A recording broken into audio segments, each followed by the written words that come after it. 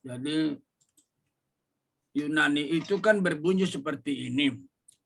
N RK R K N ho logos. Lalu baris kedua kai hologos dan Sang Firman kai hologos dekat, itu bukan bersama-sama ya. En pros ton theon. Theon. Lalu kai Theos dan theos en hologos. hologos. Ya. Nah, jadi kalau kita lihat di sini baris pertama ini bicara soal logos, bukan? Ya. Logos sudah ada sejak kekekalan, kan? Ya. Lalu baris kedua ini, kalau logos sudah ada sejak kekekalan, menjadi pertanyaan adalah, ya, kalau logos sudah ada sejak kekekalan, kaihologos, apa hubungannya dengan theon yang tadi pribadi pertama? Maka dia berkata apa? Hologos itu berarti artikel sendiri, lalu tonteon artikel sendiri, berarti sama-sama menunjuk pribadi, lalu digunakan kata was, ya, was in the fellowship with the God and pros. Dekat, ya. Nah, kalau udah melihat begini, udah nggak mungkin oneness. Nggak mungkin. Kenapa nggak mungkin? Sekarang, jadi ini yang pertama, ini bicara soal kekekalan logos. Sudah ada sejak kekekalan. Lalu yang kedua, ini bicara soal relasi. Kalau logos sudah ada sejak kekal, maka relasinya dengan Bapa gimana? Nah, dia berkata, relasi dengan Theos, Allah Bapa, sudah sejak kekekalan. Relasi dengan Theos. Nah, kalau dia sudah ada sejak kekekalan, dan bersama dengan Allah Bapa sejak kekekalan, siapa dia? Maka dia berkata, nah ini yang menarik ini. Di sini tidak ada artikel lagi, kata Sandang. Ya, jadi sebenarnya ini kan dalam bentuk puisi ini, jadi indah bunyinya. Ending menjadi beginning. Logos, kai hologos, en proston theos. Ya, enarken hologos langsung di endingnya jadi beginning. Kai hologos en proston theon. Nah, proston theon endingnya langsung disambung kai theos en hologos. Nah, sebenarnya kalau mau dibikin sederhana aja, pada mulanya adalah firman. Firman itu bersama dengan Allah. Seperti terjemahan Indonesia, firman itu adalah Allah. Nah, jadi di sini nggak ada artikel lagi. Ada orang keberatan karena tidak ada artikel katanya. Maka ini menunjukkan ya Allah lebih kecil. Itulah terjemahan yang dibawa oleh Berasusah Penono. Karena tidak ada kata Sanda. Ya, padahal itu salah. Jadi yang mau dikatakan di sini adalah apa? Kalau Yesus sudah ada sejak kekekalan dan Yesus sudah bersama Bapa sejak kekekalan, who is he? Maka dia berkata, Yesus itu yang adalah logos ini di baris pertama, dia sendiri adalah Allah. Allahnya bentuk tunggal apa bentuk jamak di sini? Allah. Tunggal. Tunggal. Oke. Tunggu ya sebentar ya. Oke. Yesus itu adalah Allah. Bukan, jadi yang mau dikatakan di sini bukan manusia. Bukan malaikat. Bukan setan, bukan pribadi lain, bukan makhluk lain. Tapi dia, jadi kalau ada jenis manusia, malaikat, dan Allah, maka dikatakan dia bukan dalam kelompok manusia. Dan Dia karena ada dalam kelompok Allah. insiden Begitu. itu otentik menurut sumber-sumber terawal dari sejarah Islam itu sendiri. Itu suara Deki Ngadas bisa dihilangkan dulu. Cocok dengan Ulangan 18 ayat 18. Tapi cocok. Iya, itu suara guru saya itu Deki Ngadas tuh, yang ngajarin saya harus tota scriptura. Dia sendiri mengatakan Yahweh. Kita kembali yang tadi, Ama. Iya. Ya, ini saya mengatakan ya, Kristi Depari, Samuel Siahaan. Jadi tadi kata NRK itu bentuknya single, Ama. Betul? Maksudnya apa? Kata NRK di situ bentuknya single pada mulanya, yang menerangkan di situ bentuknya single, bukan untuk jamak.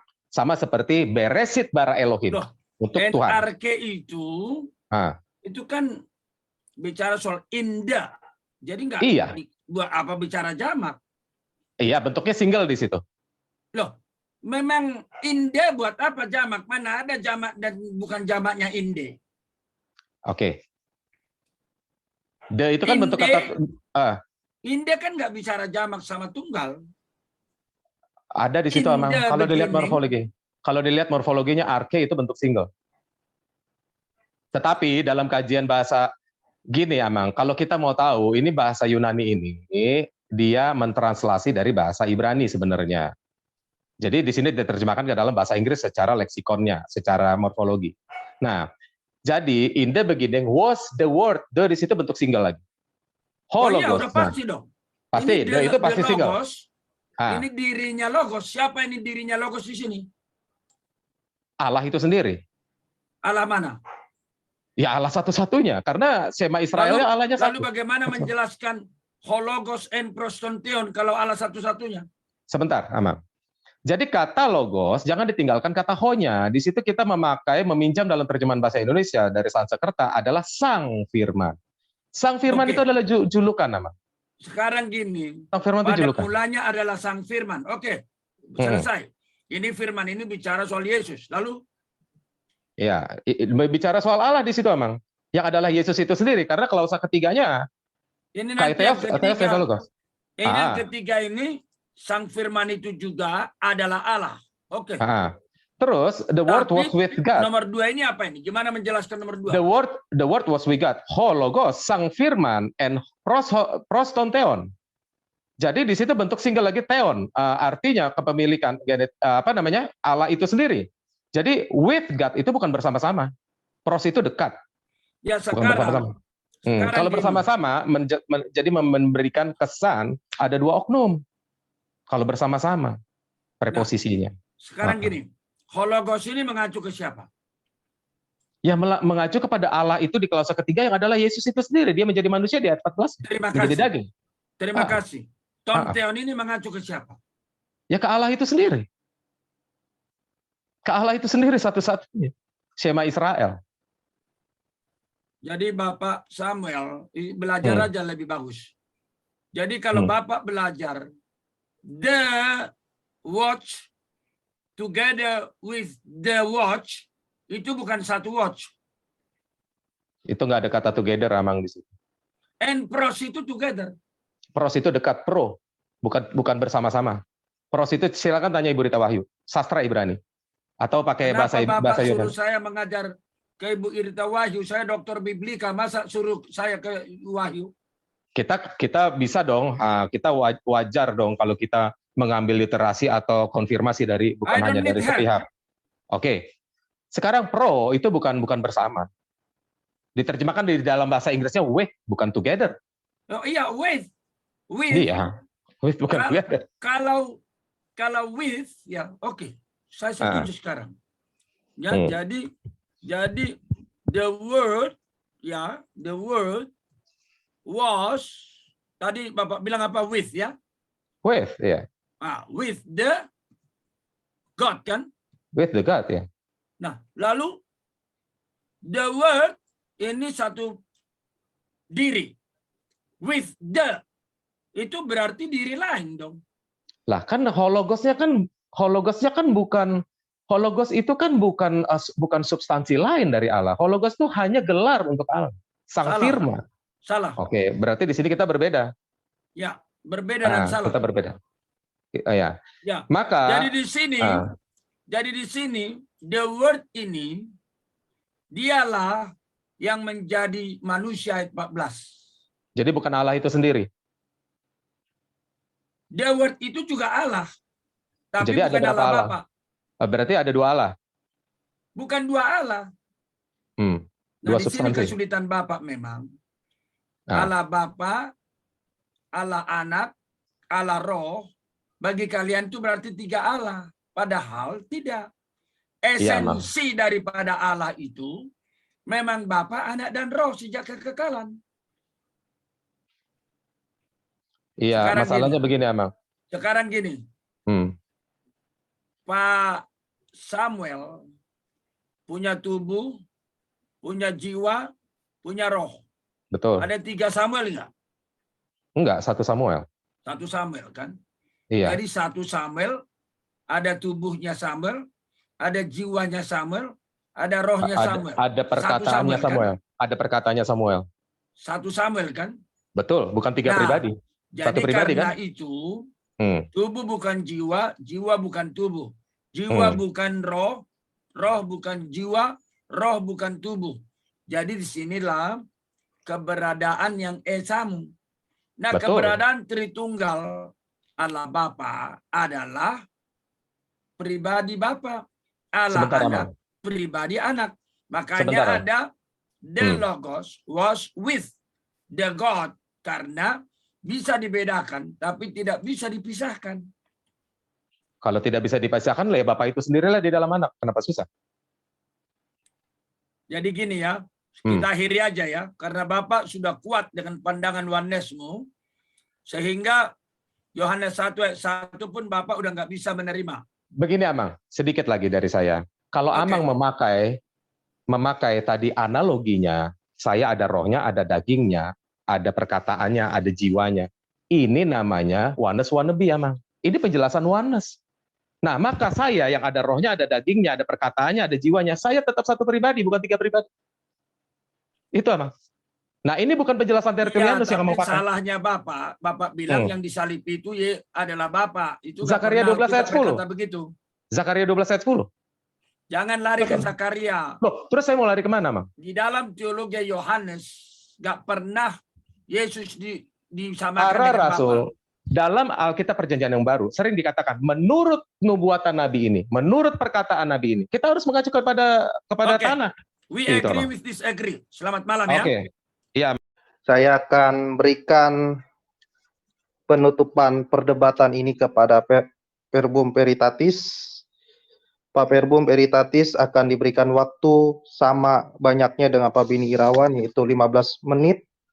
Silakan Pak Verbum Veritatis untuk menutupi perdebatan ini dengan pujian juga, kalau bisa Pak, kepada Pak Beni Irawan, supaya kita mendapatkan nilai dari perdebatan ini. Saya persilakan kepada Pak Verbum Veritatis untuk memberikan penutupan perdebatan. Saya memberikan pujian tertinggi kepada Allah Tritunggal, Bapa, Anak, dan Roh Kudus, yang dari Dia dan oleh Dia dan untuk Dia segala sesuatu diciptakan. Keselamatan berasal dari Allah Tritunggal, dikerjakan oleh Allah Tritunggal, dan digenapi oleh Allah Tritunggal. Dan hanya Allah Tritunggal yang berhak mendapatkan pujian dan hormat tertinggi, dan kepatuhan dan loyalitas, kesetiaan tertinggi dari hidup saya dan hidup saudara sekalian. Sebagai saudara sesama manusia, saya berterima kasih kepada Pak Beni Irawan. Dengan segala kejujuran, Pak Beni Irawan bukan merupakan saudara seiman saya, karena dia sedang berupaya merampok kemuliaan Kristus. Kristus adalah Allah sejati, Yahweh, sedang diturunkan statusnya menjadi lesser God, hanya sebagai makhluk ilahi. Dan karena itu kami tidak seiman. Dia mempercayai Yesus yang lain. Tapi saya berterima kasih sebagai sesama manusia yang diciptakan menurut gambar dan rupa Allah, karena telah hadir bersama dengan saya di dalam perbincangan yang sangat bermartabat ini. Dan seperti yang tadi Pak Beni katakan, saya juga melihat sifat kesatria yang sama dari Pak Beni Irawan, dan sangat nice. Terima kasih untuk keramat tamahannya dan kata-katanya yang sangat baik. meskipun bukan itu yang saya perlukan, tapi saya menghargai itu, bahwa Pak Beni bisa menjaga etiket dan tutur kata di hadapan publik, dan perdebatan ini bisa berjalan dengan baik karena Pak Beni memiliki karakter sebagai manusia yang layak untuk diteladani dalam kategori itu. Nah, dan terima kasih juga kepada semua pihak yang telah bersusah payah berjeri lelah sehingga perdebatan ini bisa terlaksana, khususnya kepada tim di belakang layar termasuk juga Pak Yusuf dan rekan-rekan yang lain yang memoderasi perdebatan ini. Terima kasih untuk jeri lelahnya. Tuhan Yesus memberkati jeri lelah saudara-saudara sekalian. Nah, sebagai closing statement, ada beberapa poin dari tanggapan terakhir Pak Beni yang perlu saya address. Kemudian saya akan meringkas kembali poin-poin yang diperdebatkan dari 4 teks yang diperdebatkan pada malam ini. Minggu depan akan memperdebatkan 4 teks yang lain. Pertama, Pak Beni mengutip dari 1 Timotius pasal 1 ayat 17 ketika Paulus kembali bicara tentang keesaan Allah. Itu tidak membuktikan poin Unitarian. Karena keesaan yang sama sudah muncul di dalam Ulangan 6 ayat 4. Dan kita membaca di dalam seluruh perjanjian lama, Allah yang Esa, Yahweh yang Esa itu menyatakan diri dalam pribadi yang jamak. Bapa, Malak Yahweh, dan Roh Kudus. Perjanjian baru konsisten dengan penyingkapan diri itu. Allah yang Esa, Tuhan yang Esa, Bapa, Anak, dan Roh Kudus. Jadi kesaksian seluruh Alkitab, totalitas ajaran Alkitab menegaskan monoteisme. Allah yang sejati, the God of Israel, adalah Allah yang Esa. Tapi Allah yang Esa berkeberadaan secara kompleks dalam 3 pribadi yang berbeda, yang berbagian dalam natur esensi kealahan yang setara. Kemudian tentang Efesus pasal 3 ayat 19 sebagai bantahan terhadap poin saya berdasarkan Kolose pasal 2 ayat 9, Pak Beni mengutip bahwa di situ Paulus juga berdoa supaya mereka mendapatkan kepenuhan Allah. Nah, kalau saudara baca di dalam bahasa Yunani-nya, itu formulasinya berbeda. Kata bahasa Yunani yang digunakan itu berbeda. Di dalam Efesus pasal 3 ayat 19, Paulus menggunakan formulasi pleroma tu theo. Kata theos itu kepenuhan dari Allah. Tapi di dalam Kolose pasal 2 ayat 9, itu digunakan kata pleroma tes theotetes. Theotetes. You buka leksikon manapun, mereka akan kasih tahu saudara bahwa kata theotes di situ, dalam bentuk genetifnya theotetos di situ, itu bicara tentang nature, substansi, esensi, hakikat kealahan.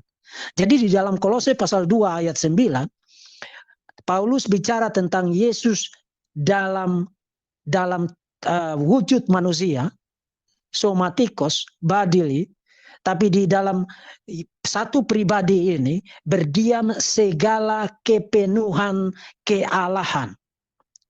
Jadi teks itu bicara tentang 2 natur Kristus. Yesus manusia sejati sekaligus Allah sejati.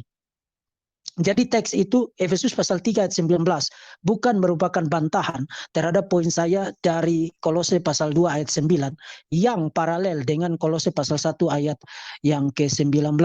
Nah, sekarang saya akan meringkas kembali semua poin-poin yang kami perdebatkan dari 4 teks. Ulangan pasal 6 ayat 4.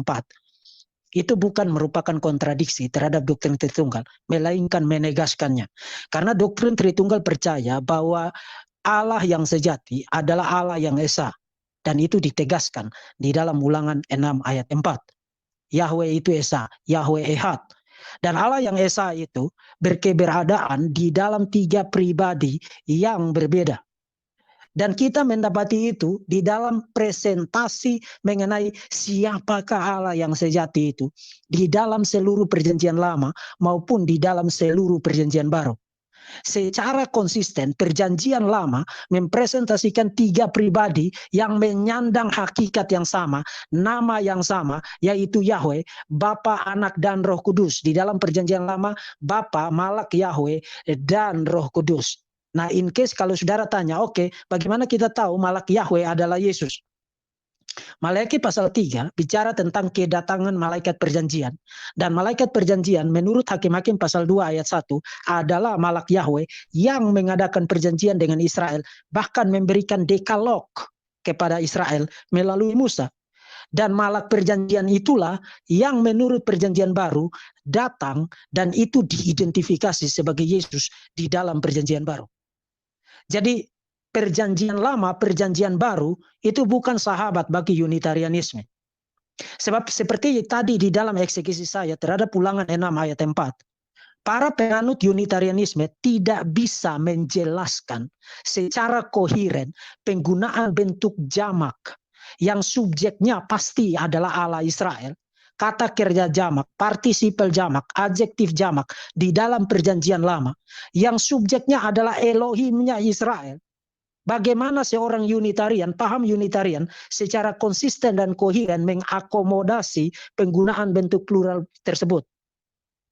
Kemudian Yohanes 17 ayat 3, pembacaan Unitarian bahwa hanya Bapa yang merupakan Allah yang sejati. Itu adalah formal logical fallacy. Itu kesalahan logika formal, itu denying the antecedent. Jadi kalau Pak Beni Irawan bersama dengan kawan-kawan yang menganut Unitarianisme, setia, konsisten, dan percaya bahwa kita dapat bicara tentang kebenaran dengan logika, maka mereka harus mulai meninggalkan Unitarianisme mereka malam ini, khususnya ketika mereka pakai untuk membaca Yohanes 17 ayat 3. Yohanes 17 ayat 3 tidak bisa dibaca secara Unitarianistik. Karena baik secara sintaktikal maupun dari immediate konteksnya, bahkan ayat 5 bicara tentang kemuliaan yang dimiliki oleh Yesus sebelum dunia dijadikan. Kemudian bicara tentang hidup kekal. Tadi Pak Beni bicara tentang hidup kekal. Oh, hidup kekal. Bahkan di dalam Yohanes 17 ayat 3, hidup kekal itu dimiliki dengan cara apa? Mereka ginoskosin, mereka mengenal Allah, mengenal Bapa, satu-satunya Allah yang benar, kai, dan mengenal Yesus Kristus yang engkau utus. Jadi mereka bukan hanya mengenal Bapa, tapi mereka harus mengenal Bapa dan Anak. Itu secara sintaktikalnya harus dimengerti begitu. Dengan kata lain, Yesus menempatkan dirinya setara dengan Bapa, even di dalam Yohanes 17 ayat 3 yang dianggap sebagai teks Unitarian, padahal tidak sama sekali. Tidak sama sekali. Karena bagaimana seorang ciptaan, makhluk ciptaan dapat menempatkan dirinya setara dengan Bapa dalam hal pengenalan sebagai syarat untuk mendapatkan hidup kekal, dan ketika dia menempatkan diri setara dengan Bapa di dalam pengenalan yang intim, yang personal itu, dia tidak melakukan penghujatan di situ. Bagaimana bisa? Bagaimana bisa? Dan even di dalam seluruh Injil Yohanes, Yohanes pasal 10, Yohanes pasal 12 yang tadi saya kemukakan tidak direspons sama sekali. Pasal 12 ayat 44, Yesaya melihat kemuliaannya, dan kita membaca di dalam Yesaya pasal 6, yang dilihat oleh Yesaya adalah Yahweh yang duduk di atas tahtanya. Yesus adalah Yahweh yang duduk di atas tahtanya di dalam Yesaya pasal 6, yang dilihat oleh Yesaya. Dan Yohanes yang diinspirasikan oleh Roh Kudus mengaplikasikan, memparalelkan, merujuk Yesaya pasal 6, Yahweh yang duduk di atas tahta itu dengan Yesus. Jadi siapa yang lebih percaya Alkitab di sini? Pak Beni tidak percaya apa kata Alkitab, karena Yohanes bilang Yahweh yang duduk di atas tahta itu adalah Yesus. Pak Beni bilang, oh bukan. Bukan. Kemudian Roma pasal 10 ayat 9-10 yang dikutip oleh Pak Beni. Tahukah Pak Beni memanggil nama Tuhan, berseru kepada nama Tuhan di situ? Itu adalah kutipan dari perjanjian lama, Yoel pasal 2 ayat 32. Siapa yang berseru kepada nama Yahweh diselamatkan. Dan nama Yahweh di situ itu di dalam LXX diterjemahkan dengan kurios, dan Paulus quote itu dan diaplikasikan kepada Yesus di dalam Roma pasal 9 ayat 10, 9-10. Jadi barang siapa berseru kepada nama Yahweh, dan nama Yahweh itu siapa Paulus? Menurut Roma 9 ayat 10, Yahweh di situ tidak lain adalah Yesus. 1 Korintus pasal 15 ayat 58 yang terus dikemukakan oleh Pak Beni, itu sebenarnya saya sudah bahas dalam 1 jam lebih sisi live. 1 Korintus tidak dimulai dengan pasal 15, dimulai dengan pasal 1. Dan di dalam benediction, ucapan berkat yang diucapkan oleh Paulus di dalam 1 Korintus pasal 1 ayat 2 dan ayat 3, Paulus kembali menggunakan frasa memanggil nama Tuhan di situ. Lagi-lagi kutipan dari Yoel pasal 2. Dan itu bicara tentang Yesus. Jadi Paulus, siapakah Yahweh yang dibicarakan di dalam Yoel pasal 2?